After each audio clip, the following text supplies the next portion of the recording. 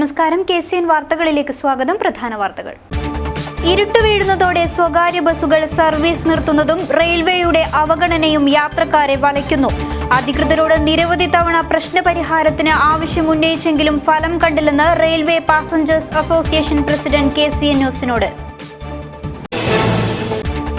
യേശുദേവന്റെ ഉയർത്തെഴുന്നേൽപ്പിനെ വരവേൽക്കാൻ ക്രൈസ്തവ ഭവനങ്ങളും പള്ളികളും സജ്ജമായി. ഈസ്റ്ററിനോടനുബന്ധിച്ച് ദേവാലയങ്ങളിൽ പ്രത്യേക പ്രാർത്ഥനാ ചടങ്ങുകൾ. കളിക്കളത്തിൽ സാംസ്കാരിക കൂട്ടായ്മയും സാധ്യമാണെന്ന് തെളിയിച്ച് യഫാത്ത അയലങ്ങാടിയുടെ പ്രീമിയർ ലീഗ് സീസൺ 2 തുടക്കമായി. ക്ലോക്ക് ടവർ സർക്കിളിലെ വിളംബര ജാഥയിൽ പങ്കെടുത്തത് നിരവധി പേർ. തളർന്ന ശരീരത്തിനിടയിലും തളരാത്ത മനസ്സുമായി ബന്തെടുക്ക സ്വദേശി ഉമ്മർ മാതൃകയാവുന്നു. 13 വർഷം മുൻപ് നടന്ന രാഷ്ട്രീയ സംഘടനം ഉമ്മറിനെ തളർത്തിയപ്പോൾ മറ്റുള്ളവർക്ക് സഹായഹസ്തവുമായി ഉമ്മർ വ്യത്യസ്തനാകുന്നു. കലാഭവൻ മണിയുടെ മരണം CBI അന്വേഷണം ഏറ്റെടുത്തത് പ്രതീക്ഷയോടെ കാണുന്നുവെന്ന് സഹോദരൻ RLV രാമകൃഷ്ണൻ. പെരിയയിൽ നടന്ന കലാഭവൻ മണി അനുസ്മരണത്തിലാണ് ഇക്കാര്യം അറിയിച്ചത്. വിശദമായ വാർത്തകളിലേക്ക്. ഇരുട്ട് വീഴുന്നതോടെ സ്വകാര്യ ബസ്സുകൾ സർവീസ് നിർത്തുന്നു. യാത്രക്കാരില്ലാത്തതാണ് കാരണം എന്നാണ് വിശദീകരണം. 9 മണിക്കു ശേഷം KSRTC ബസ്സും സർവീസ് നടത്തുന്നില്ല. രാത്രി യാത്രക്കാരുടെ പ്രശ്നം പരിഹരിക്കാൻ റെയിൽവേ അധികൃതരോട് നിരവധി തവണ ആവശ്യപ്പെട്ടെങ്കിലും ഫലമുണ്ടായില്ലെന്ന് railway passengers association president KCN ന്യൂസിനോട്. രാത്രികാല യാത്രക്കാരെ പെരുവഴിയാക്കും വിധമാണ് മംഗലാപുരത്തു നിന്നും കാസർഗോഡ് വഴിയുള്ള ട്രെയിനിന്റെയും ബസ്സുകളുടെയും സമയം. മാംഗ്ലൂരിൽ നിന്നും കാസർഗോഡ് വഴി പോകുന്ന Mangalore Chennai west cost express 10:20 മുൻകാലങ്ങളിൽ പുറപ്പെടുന്നത്. എന്നാൽ പട്ടാമ്പിയിലും പരിസര പ്രദേശങ്ങളിലും പാളത്തിന്റെ അറ്റകുറ്റപ്പണികൾ നടക്കുന്നതിനാൽ മണിക്കൂറുകളോളം വൈകിയാണ് ട്രെയിൻ ഓടുന്നത്. രാത്രികാലത്ത് മാംഗ്ലൂരിൽ നിന്നും 9:50 ശേഷം കാസർഗോഡേക്ക് ബസ് സർവീസുമില്ല.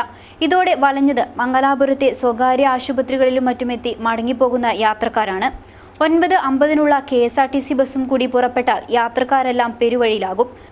ഒരു ഡിസ്ട്രിക്ട് ക്വാർട്ടേഴ്സായ കാസർഗോഡ് ജില്ലയെ റെയിൽവേ അവഗണിക്കുന്നുവെന്നും വൈകുന്നേരമുള്ള ട്രെയിൻ സമയമാറ്റവും ബസ്സുകളുടെ അഭാവവും ഉദ്യോഗസ്ഥരെയും മറ്റുള്ളവരെയും കഷ്ടത്തിലാക്കുന്നുവെന്നും രാത്രി യാത്രക്കാരുടെ പ്രശ്നം പരിഹരിക്കാൻ റെയിൽവേ അധികൃതരോട് നിരവധി തവണ ആവശ്യപ്പെട്ടെങ്കിലും ഫലമുണ്ടായില്ലെന്നുമാണ് railway passengers association president Abdul Hameed KCN ന്യൂസിനോട് പറഞ്ഞത്.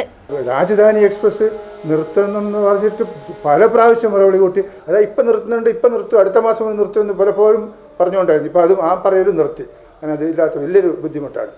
കാസർഗോഡ് കേരളത്തിലെ ഒരു ഡിസ്ട്രിക്ട് ഹെഡ് ക്വാർട്ടേഴ്സാണ്. ഒരു ഡിസ്ട്രിക്ട് ഹെഡ് ക്വാർട്ടേഴ്സിനെയും ഇത്രയധികം അവഗണിക്കുന്നില്ല എന്നുള്ളതൊരു പരാതിയാണ്. ബാക്കി എല്ലാ ഡിസ്ട്രിക്ട് ഹെഡ് ക്വാർട്ടേഴ്സിലും നിർത്തുന്ന ട്രെയിൻ രാജധാനി ഇവിടെ നിർത്തുന്നില്ല. അതുപോലെ ഈ കാസർഗോഡ് ഈ ഉദ്യോഗസ്ഥന്മാരൊക്കെ കാസർഗോഡിൽ നിന്ന് പുറത്തുള്ളവരാണ്. അവരൊക്കെ ട്രെയിനിലൊക്കെ വന്ന് പോകുന്നവരാണ്. അവർക്കൊക്കെ ഉച്ചയ്ക്ക് ശേഷം പോകാൻ വലിയ വിഷമമാണ്.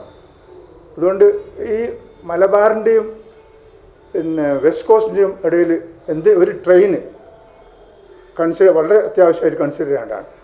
യേശുദേവന്റെ ഉയർത്തെഴുന്നേൽപ്പിനെ വരവേൽക്കാൻ ക്രൈസ്തവ ഭവനങ്ങളിലും പള്ളികളിലും ഒരുക്കങ്ങൾ പൂർത്തിയായി. ക്രൈസ്തവ ദേവാലയങ്ങളിൽ പ്രത്യേക പ്രാർത്ഥനാ ചടങ്ങുകൾ സംഘടിപ്പിക്കും. യേശുദേവന്റെ ഉയർത്തെഴുന്നേൽപ്പിനെ വരവേൽക്കാൻ ക്രൈസ്തവ ഭവനങ്ങളിലും പള്ളികളിലും ഒരുക്കങ്ങൾ പൂർത്തിയായതായി ഫാദർ മാണി മേൽവട്ടം KCN ന്യൂസിനോട് പറഞ്ഞു. എല്ലാവർക്കും ഈസ്റ്ററിൻ്റെ മംഗളങ്ങൾ നേരുകയാണ്.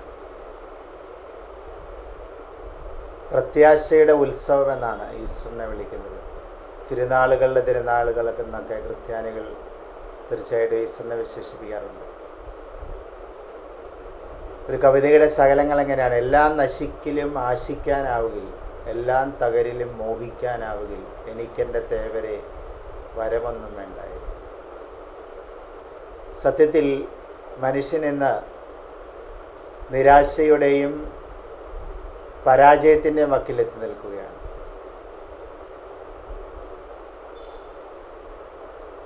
മത്സരത്തിൻ്റെ, വീറിൻ്റെ, വാശിയുടെ, വൈരാഗ്യത്തിൻ്റെ ഒരു ലോകത്ത് മനുഷ്യൻ പരാജയത്തിലെത്തി നിൽക്കുമ്പോൾ ഇവിടെ ക്രിസ്തു, ദൈവപുത്രനായ ക്രിസ്തു നൽകുന്ന ഒരു വലിയ സന്ദേശമെന്ന് പറയുന്നത് ചെറുതാവുക, ശേഷം വലുതാവുക എന്നുള്ളതാണ്. നമുക്കറിയാം, സ്വർഗം വിട്ട് ഈ മണ്ണിൽ വന്ന ക്രിസ്തു ഫിലിപ്പിയർക്കെഴുതിയ ലേഖനം വിശുദ്ധ ഗ്രന്ഥത്തിൽ പറയുന്നത് പോലെ തന്നെ ദൈവത്തോടുള്ള സമാനത നിലനിർത്തേണ്ടത് ഒരു കാര്യമായി പരിഗണിക്കാതെ അവിടെ തന്നെ ശൂന്യനാക്കി ദാസൻ്റെ രൂപം സ്വീകരിച്ച് മനുഷ്യനായി തീർന്നു.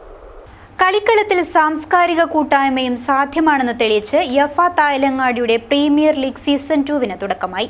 തായലങ്ങാടി ക്ലോക്ക് ടവർ സർക്കിളിൽ നിന്ന് ആരംഭിച്ച വിളംബര ജാഥയിൽ വിവിധ മേഖലകളെ പ്രതിനിധീകരിച്ച് നിരവധി പേർ പങ്കെടുത്തു.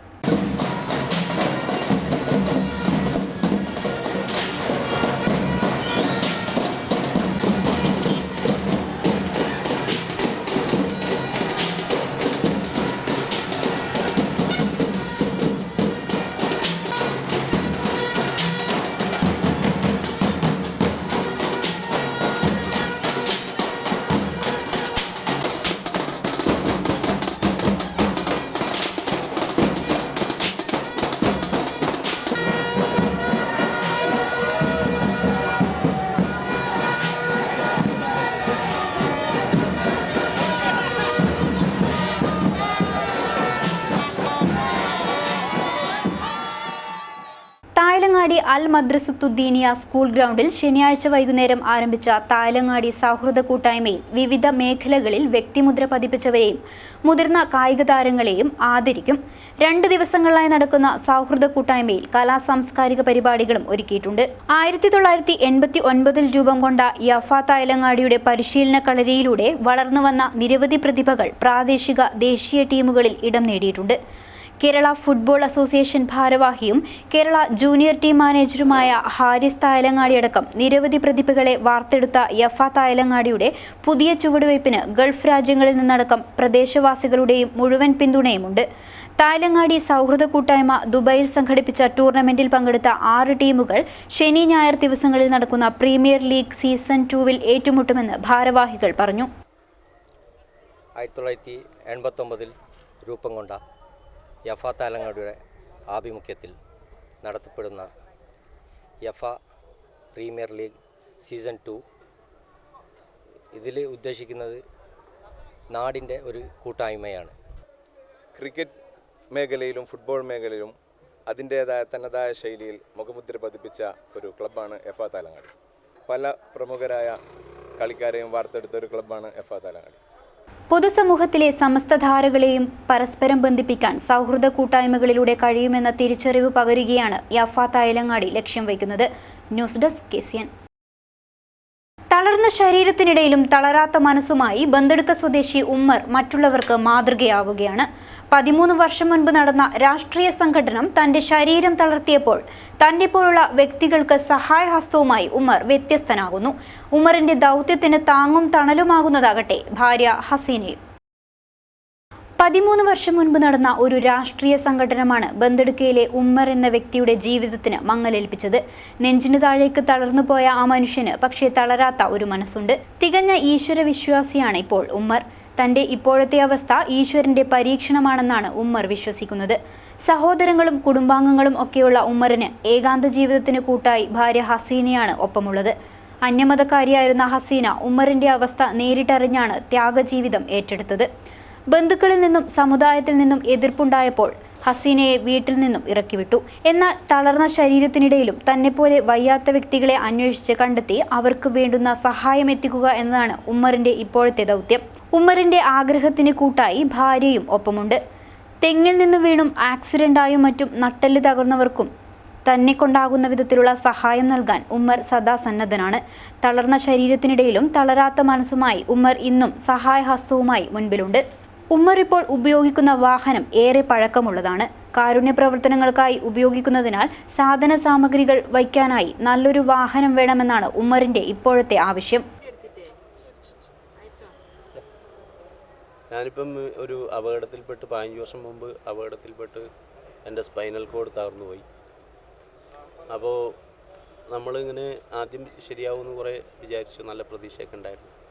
പിന്നീടാണ് മനസ്സിലായത് ഈ സ്പൈനൽ കോഡ് ഒരിക്കലും ശരിയാവില്ല. അങ്ങനെ ഞാൻ പിന്നെ എന്നെപ്പോലുള്ള രോഗികളുണ്ടോ എന്ന് അന്വേഷിച്ചു. നോക്കുമ്പോൾ 59 രോഗികളെ എനിക്ക് കിട്ടി. അങ്ങനെ അവരുടെ അവസ്ഥയൊക്കെ എന്നേക്കാളും പരിതാപകരമായ അവസ്ഥയാണ്. ഒരു കോണ്ടോ ഇല്ല, മൂത്രത്തിൻ്റെ ബാഗില്ല. അങ്ങനെ ഞാൻ അവർക്ക് വേണ്ടി ഒന്ന് ഉഷാറായി ഒന്ന് ഉണർന്നു തുടങ്ങി. അങ്ങനെ ഞാനൊരു 10 വർഷമായി ഇപ്പോൾ ജീവകാരുണ്യ പ്രവർത്തനം ചെയ്യുന്നു. പുറത്തുനിന്നും പൈസയൊന്നും നമുക്ക് കിട്ടാറില്ല. പക്ഷേ എങ്കിലും ഞാൻ പള്ളിയിൽ നിന്നും വീട്ടിൽ നിന്ന് ഇറങ്ങിയാൽ 2-3 പള്ളിയിൽ കത്ത് കൊടുത്തിട്ട് പോകും. എനിക്ക് വേണ്ടിയിട്ടാണ് പൈസ പിരിക്കുന്നത്. തിരിച്ചു വരുമ്പോൾ ഒരു 3000-3500 റുപ്യ ഉണ്ടാവും. ഒരു വാട്ടർ ബെഡിന് തന്നെ 3500 റുപ്യ ഉണ്ട്. കാസർഗോഡ് സർജിക്കലിൽ നമ്മളെ റയീസ്ക എന്ന് പറയുന്ന ഒരു ചങ്ങാതി, അദ്ദേഹം കുറേ എനിക്ക് ദാനമായി തന്നു. പിന്നെ കുറേ കടം തരും. ആരെങ്കിലും വാട്ടർ ബെഡിന് വിളിക്കുമ്പോൾ പെട്ടെന്ന് ഞാൻ അദ്ദേഹത്തെ ഫോൺ വിളിക്കും, കൊണ്ടുപോയിക്കോ എന്ന് പറയും. ഇതിൻ്റെ ഇടയിൽ 2 വാട്ടർ ബെഡ് തന്നു. ഞാൻ പൈസയും കൊണ്ട് ഒരു മാസം കഴിഞ്ഞ് വരുമ്പോഴേക്ക് അദ്ദേഹം തന്നെ അദ്ദേഹത്തിൻ്റെ കൂട്ടുകാരനെ കൊണ്ട് സ്പോൺസർ ചെയ്യിപ്പിച്ചിരുന്നു. അപ്പോൾ ഒരുപാട് സ്പൈനൽ കോഡ് പേഷ്യൻ്റ് എന്ന് പറഞ്ഞു കഴിഞ്ഞാൽ 1100 റുപ്യാണ് ഇപ്പോൾ കിട്ടുന്നത്. 2000 രൂപ കിട്ടിയാൽ പോലും തികയുന്നില്ല. ഞങ്ങൾക്ക് ഏറ്റവും കൂടുതൽ ഞങ്ങളുടെ ശരീരം പൊട്ടി ഒലിക്കുന്ന ഒരു പ്രശ്നമാണ്. ഞങ്ങൾ മുറിവുകൾ ഉണങ്ങാറില്ല. പക്ഷേ എങ്കിലും ഞാനിങ്ങനെ മുറിവുകൾ വെച്ചുകൊണ്ട് തന്നെ എൻ്റെ സഹജീവികൾക്ക് വേണ്ടി ഞാൻ പ്രവർത്തിക്കുകയാണ്. എൻ്റെ ഭാര്യയും കൂടെയുണ്ട്. മനസ്സിൽ നന്മ നിറഞ്ഞവരും സഹായിക്കാൻ സന്നദ്ധത കാണിക്കുന്നവരും ഉമ്മറിൻ്റെ ഈ ആവശ്യം കാണാതെ പോകില്ലെന്ന് വിശ്വസിക്കാം. News desk KCN. കലാഭവൻ മണിയുടെ മരണം CBI അന്വേഷണം ഏറ്റെടുത്തത് പ്രതീക്ഷയോടെ കാണുന്നുവെന്ന് സഹോദരൻ RLV രാമകൃഷ്ണൻ. പെരിയയിൽ കലാഭവൻ മണി അനുസ്മരണം നടന്നു. കലാഭവൻ മണിയുടെ മരണത്തെക്കുറിച്ച് അന്വേഷിക്കാൻ CBI എത്തുന്നതിൽ പ്രതീക്ഷയും ഒപ്പം ആശങ്കയുമുണ്ടെന്ന് സഹോദരൻ RLV രാമകൃഷ്ണൻ പറഞ്ഞു. പെരിയയിൽ സംഘടിപ്പിച്ച കലാഭവൻ മണി അനുസ്മരണ സമ്മേളനം ഉദ്ഘാടനം ചെയ്ത് സംസാരിക്കുകയായിരുന്നു അദ്ദേഹം. സ്മാർട്ട് പെരിയയുടെ വാർഷികാഘോഷത്തിന്റെ ഭാഗമായാണ് കലാഭവൻ മണി അനുസ്മരണം സംഘടിപ്പിച്ചത്. കലാഭവൻ മണിയുടെ മരണത്തെക്കുറിച്ചുള്ള പോലീസ് അന്വേഷണത്തിന്റെ തുടക്കത്തിൽ പ്രതീക്ഷകളേറെ ഉണ്ടായിരുന്നെങ്കിലും പിന്നീടത് നഷ്ടപ്പെടുകയായിരുന്നുവെന്നും RLV രാമകൃഷ്ണൻ പറഞ്ഞു. അവർക്കൊക്കെ പറയാനുള്ള ഉൾപ്രേരണ എന്താണ്? നിങ്ങളുടെ വീട്ടിലൊരു കുടുംബാംഗം മരിച്ചു പോയാൽ നിങ്ങൾ അന്വേഷിച്ചിറങ്ങില്ല അതിൽ ദുരൂഹതയുണ്ടെങ്കിൽ. ഇന്ന് എൻ്റെ ഈ വേദിയിൽ ഞാൻ മനസ്സ് സമാധാനമായിട്ടാണ് നിൽക്കുന്നത്. സന്തോഷിക്കാൻ പറ്റുന്നില്ല, കാരണം ഇനിയും ആശങ്കകളേറെയാണ്. പക്ഷേ ഇതുവരെ ഉണ്ടായിരുന്ന തലയ്ക്കുണ്ടായിരുന്ന ഒരു ഭാരം കുറഞ്ഞു. കാരണം എന്തൊക്കെയോ കുറ്റങ്ങളും ആക്ഷേപങ്ങളുമാണ് എനിക്ക് നേരെ ചൊരിഞ്ഞുകൊണ്ടിരുന്നത്. ഇന്ന് ബഹുമാനപ്പെട്ട കോടതിക്ക് അത് ബോധ്യപ്പെട്ടുകൊണ്ട് കോടതി CBI ഏറ്റെടുക്കില്ല എന്നുള്ള ഇതിൽ CBI വക്കീൽ ഒരു വശത്ത് വാദിക്കും. എന്തുകൊണ്ട്? ഇത്രയും വ്യക്തമായിട്ടുള്ള ഉത്തരങ്ങൾ നമുക്ക് മണിച്ചേട്ടന്റെ മരണത്തിൽ അമൃത ലാബിലെ റിപ്പോർട്ടും അതുപോലെ ഫോറൻസിക് ലാബിലെ റിപ്പോർട്ടും നാഷണൽ ലാബിലെ റിപ്പോർട്ടും എല്ലാം നമ്മുടെ മുമ്പിൽ നിൽക്കുമ്പോൾ അനുസ്മരണ സമ്മേളനത്തിൽ V കുമാരൻ മാസ്റ്റർ അധ്യക്ഷനായി. Panchayat president Sharada S Nair, K Vijayan, TK Sudhakaran, Vijayan Nair തുടങ്ങിയവർ സംസാരിച്ചു. കാസർഗോഡിനെ കലാപഭൂമിയാക്കരുത് എന്ന സന്ദേശവുമായി DYFI ജില്ലാ കമ്മിറ്റിയുടെ നേതൃത്വത്തിൽ ഏപ്രിൽ 17-ന് മധൂർ മുതൽ മാലിക് ദിനാർ വരെ യുവജന പരേഡ് സംഘടിപ്പിക്കും. ഇതിന്റെ ഭാഗമായി കാസർഗോഡ് പുതിയ ബസ് സ്റ്റാൻഡ് പരിസരത്ത് സെക്യുലർ സദസ്സും നടത്തുമെന്നും ഭാരവാഹികൾ അറിയിച്ചു. കാസർഗോഡിനെ കലാപഭൂമിയാക്കരുത് എന്ന സന്ദേശവുമായി DYFI ജില്ലാ കമ്മിറ്റിയുടെ നേതൃത്വത്തിൽ ഏപ്രിൽ 17-ന് മധൂർ മുതൽ മാലിക് ദിനാർ വരെ യുവജന പരേഡ് നടത്തും. വൈകിട്ട് 4:30-ന് കാസർഗോഡ് പുതിയ ബസ് സ്റ്റാൻഡ് പരിസരത്ത് സെക്യുലർ സദസ്സും നടക്കും. യുവജന പരേഡ് തിങ്കളാഴ്ച രാവിലെ 10-ന് മധു ക്ഷേത്ര പരിസരത്ത് P കരുണാകരൻ MP ഉദ്ഘാടനം ചെയ്യും. തുടർന്ന് പുതിയ ബസ് സ്റ്റാൻഡ് പരിസരത്ത് നടക്കുന്ന സെക്യുലർ സദസ് DYFI സംസ്ഥാന സെക്രട്ടറി M സ്വരാജ് MLA ഉദ്ഘാടനം ചെയ്യും. സാമൂഹ്യ സാംസ്കാരിക രംഗത്തെ പ്രമുഖർ പങ്കെടുക്കുമെന്ന് ഭാരവാഹികൾ വാർത്താസമ്മേളനത്തിൽ അറിയിച്ചു. കാസർഗോഡിനെ കലാപഭൂമിയാക്കാൻ അനുവദിക്കില്ല എന്ന മുദ്രാവാക്യം ഉയർത്തിപ്പിടിച്ചുകൊണ്ടാണ് DYFIയുടെ നേതൃത്വത്തിൽ യുവജന പരേഡും സെക്യുലർ സദസ്സും സംഘടിപ്പിക്കുന്നതിന് വേണ്ടി തീരുമാനിച്ചിട്ടുള്ളത്.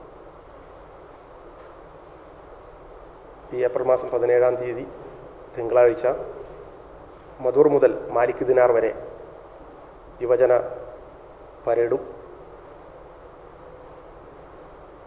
അതിനുശേഷം കാസർഗോഡ് പുതിയ ബസ് സ്റ്റാൻഡ് പരിസരത്ത് സെക്യുലർ സദസ്സും സംഘടിപ്പിക്കുകയാണ്. കാസർഗോഡിൻ്റെ ഒരു സവിശേഷകരമായ സാഹചര്യത്തിൽ വർഗീയ ശക്തികൾ കാസർഗോഡിൻ്റെ സമാധാനം കവർന്നെടുക്കാൻ നടത്തിക്കൊണ്ടിരിക്കുന്ന നിരന്തരമായ പരിശ്രമത്തിൻ്റെ ഏറ്റവും ഒടുവിലത്തെ ഉദാഹരണമാണ് റിയാസ് മൗലവിയുടെ കൊലപാതകം.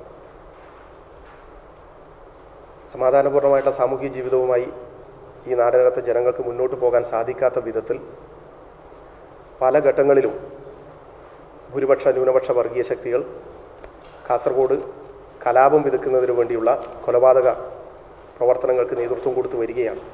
വാർത്താസമ്മേളനത്തിൽ ജില്ലാ സെക്രട്ടറി കെ മണികണ്ഠൻ, സംസ്ഥാന കമ്മിറ്റി അംഗം K Sabeesh, Kasaragod block secretary P Sivaprasad തുടങ്ങിയവർ സംബന്ധിച്ചു. കാസർഗോഡ് ഗവൺമെന്റ് കോളേജിന്റെ 60ാം വാർഷികത്തോടനുബന്ധിച്ച് പൂർവ്വ വിദ്യാർത്ഥി സംഘടനയുടെ നേതൃത്വത്തിൽ കുടുംബസംഗമം സംഘടിപ്പിച്ചു. പരിപാടി പ്രൊഫസറും റിട്ടയർഡ് പ്രിൻസിപ്പലുമായ മാധവ പണിക്കർ ഉദ്ഘാടനം ചെയ്തു. കാസർഗോഡ് ഗവൺമെന്റ് കോളേജിന്റെ 60ാം വാർഷികാഘോഷത്തോടനുബന്ധിച്ചാണ് കുടുംബസംഗമം സംഘടിപ്പിച്ചത്.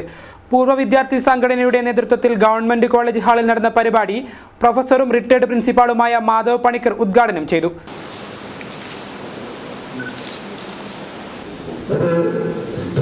അധ്യാപകനായിരുന്നു നിങ്ങളുടെ മുമ്പിൽ ആയിട്ട് ഞാൻ ഇരുന്നു. ചെറിയ അനക്കം പോലും നിങ്ങളുടെ ഭാഗത്തു നിന്നുണ്ടായാൽ അതിന് ഒരു പ്രത്യേക രീതിയിൽ ഞാൻ പ്രതികരിക്കുമായിരുന്നു.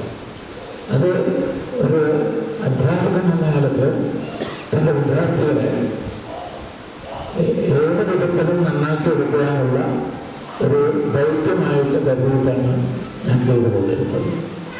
പ്രൊഫസർ ഗോപിനാഥ് അധ്യക്ഷനായി. Geology department head professor Ananthapadmanabhan സ്വാഗതം പറഞ്ഞു. കോളേജ് പ്രിൻസിപ്പൽ മുഖ്യ അതിഥിയായി പങ്കെടുത്തു. വി സുകുമാരൻ തുടങ്ങി പ്രമുഖ വ്യക്തികളും പൂർവ്വ വിദ്യാർത്ഥികളടക്കം നിരവധി പേർ പങ്കെടുത്തു. ചടങ്ങിൽ പ്രൊഫസർ മനോഹർ നന്ദിയും പറഞ്ഞു. ദുബായ് KMCC മംഗൽപാടി പഞ്ചായത്ത് സമിതിയുടെ നേതൃത്വത്തിൽ ബായ്ത്തുറോമയുടെ പേരിൽ നിർമ്മിച്ച വീടിന്റെ താക്കോൽ ദാനം നടന്നു. ഉപ്പള നയാബസാറിൽ നടന്ന താക്കോൽ ദാനം കുമ്പോൾ അലി തങ്ങൾ നിർവഹിച്ചു. ദുബായ് KMCC മംഗൽപാടി പഞ്ചായത്ത് സമിതിയുടെ നേതൃത്വത്തിൽ ഉപ്പള നയാ ബസാറിൽ 8 ലക്ഷം രൂപ ചെലവിൽ ബൈത്തുറമയുടെ പേരിൽ പുതുതായി നിർമ്മിച്ച വീടിന്റെ താക്കോൽദാനം കഴിഞ്ഞ ദിവസം നടന്നു. താക്കോൽദാനം കുമ്പോൾ അലി തങ്ങൾ നിർവഹിച്ചു.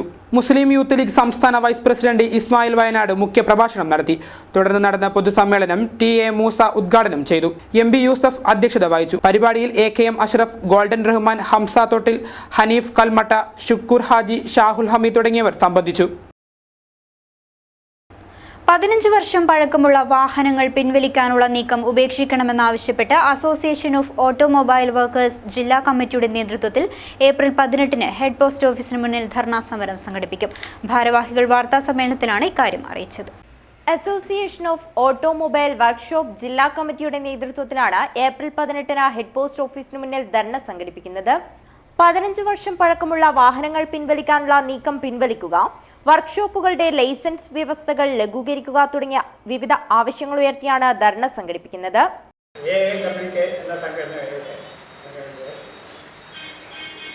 ഏപ്രിൽ 15-ന് സംസ്ഥാന ഒട്ടേക്ക് 14 ജില്ലയിലും നടത്തുന്ന സമരത്തിന്റെ ഭാഗമായി കാസർഗോഡ് ജില്ലയുടെ ആഭിമുഖ്യത്തിൽ കാഞ്ഞങ്ങാട് പോസ്റ്റ് സ്റ്റേഷന് മുന്നിൽ ധർണ സമരം നടത്തുകയാണ്. കാരണം 15 കൊല്ലം പഴക്കമുള്ള വാഹനങ്ങൾ റോഡിൽ നിന്നും പിൻവലിക്കുന്ന ഒരവസ്ഥയാണ് ഇപ്പോഴത്തെ.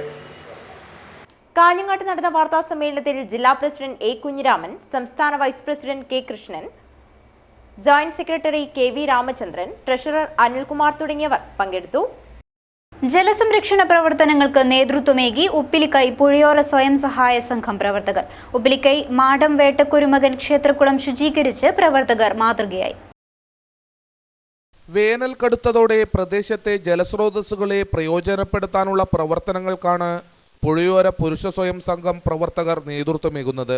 വീടുകളിൽ വെള്ളം പൂർണ്ണമായി വറ്റിത്തുടങ്ങിയ സാഹചര്യത്തിൽ ഉപ്പിലിക്കൈ പുഴയുടെ കടവ് ശുചീകരിക്കുന്നതിനുള്ള പ്രവർത്തനങ്ങളും സംഘടിപ്പിച്ചു. പ്രദേശവാസികൾക്ക് കുളിക്കുന്നതിനും അലക്കുന്നതിനുമായി സൗകര്യം ഒരുക്കുകയായിരുന്നു. പ്രദേശത്ത് ജലസമൃദ്ധിയൊരുക്കുന്ന ഉപ്പിലിക്കൈ മാടം വേട്ടയ്ക്കൊരുമകൻ ക്ഷേത്രത്തിന്റെ കുളം ശുചീകരിക്കുകയുണ്ടായി. ക്ഷേത്രാവശ്യങ്ങൾക്കായി ഉപയോഗിക്കുന്ന കുളത്തിൽ വെള്ളം നിറയുന്നതോടെ സമീപ പ്രദേശങ്ങളിലെ കിണറുകളിലും ഉറവുകൾ വർദ്ധിക്കാൻ ഇടയാക്കാറുണ്ട്.